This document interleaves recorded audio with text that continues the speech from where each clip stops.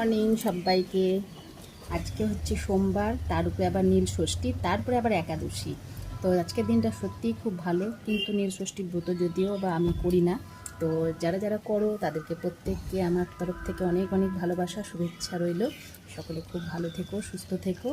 আর নীল ষষ্ঠী ব্রততে খুব মন দিয়ে ঠাকুরের সেবা করো। আর আমরা তো ষষ্ঠী করি না করি, সবসময় ভগবানের উপরে আস্থা রেখে চলেছি, বিশ্বাস রেখে চলেছি। যা করবে ভগবান স্বয়ং নিজেই।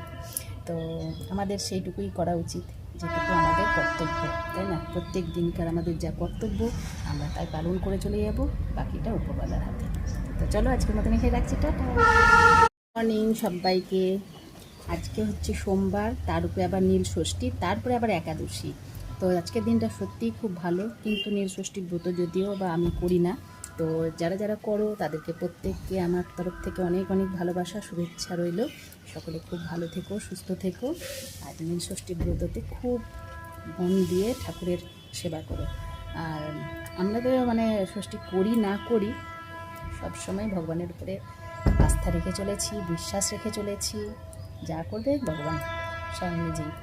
তো আমাদের সেইটুকুই করা উচিত, যেটুকু আমাদের কর্তব্য, তাই না? প্রত্যেক দিনকার আমাদের যা কর্তব্য আমরা তাই পালন করে চলে যাব, বাকিটা উপরওয়ালার হাতে। তো চলো আজকের মতন এখানে রাখছি, টাটা।